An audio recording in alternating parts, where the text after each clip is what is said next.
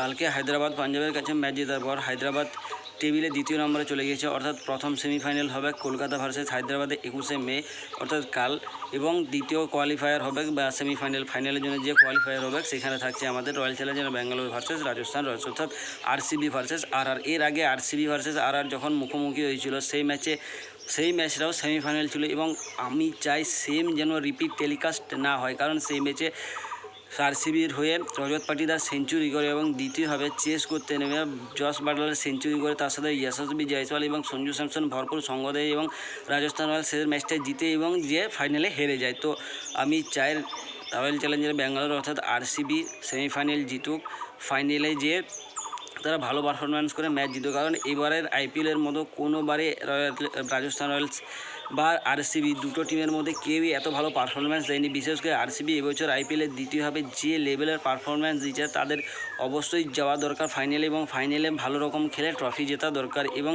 এবছর যদি RCB trophy জিতে যায় তাহলে আরসিবির কাছে দুটো আইপিএল ট্রফি থাকবে, একটা উইমেন্স আর একটা মেন্স টিমের। তো যাই হোক, বিরাট ভাইয়ের সেলিব্রেশনের কোনো তুলনা নেই, এবং বিরাট ভাইকে এবারে আইপিএলে সেইভাবে সেম সেলিব্রেশন করে ট্রফি হাতে তুলতে দেখতে যায়। তার সাথে ফ্যাফ ডু প্লেসিস, রজত পাটিদার।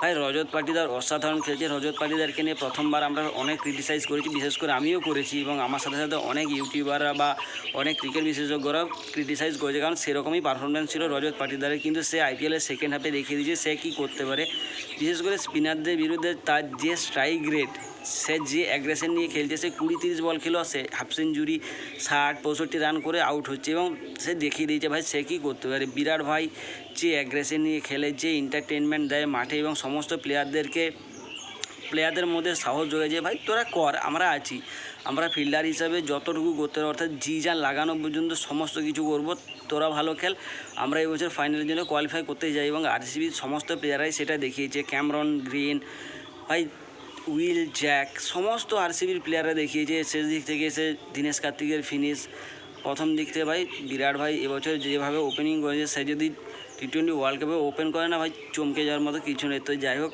ফাইনালে আমরা দেখতে চাই আরসিবি টিম থাকছে, এবং অপর প্রান্ত থেকে কে যাচ্ছে তার সাথে কোনো সঙ্গ নেই। আরসিবি ফাইনালে উঠুক, আরসিবি ফাইনালে ট্রফি হাতে নিয়ে রয়্যাল চ্যালেঞ্জার ব্যাঙ্গালোরের ক্যাপ্টেন, এক্স ক্যাপ্টেন সবাইকে দেখতে চাই, অর্থাৎ captain Faf du Plessis, Virat Kohli, সমস্ত আরসিবি প্লেয়াররা ফাইনালে ট্রফি জিতে সেলিব্রেট করছে, এবং বিরাট ভাইয়ের সেম অ্যাগ্রেশন, এন্টারটেনমেন্ট আমরা সব কিছু দেখতে যাই।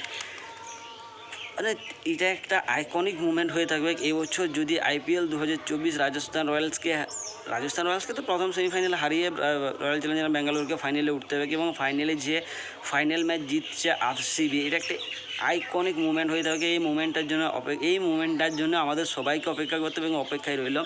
তো যাই হোক, সেমিফাইনালের ভিডিও নিয়ে তো কাল তো আর দেখা হচ্ছে না, ডাইরেক্ট পোস্টে দেখা হবে। তো ততক্ষণ সুস্থ থেকে ভালো থেকে এবং হাসি।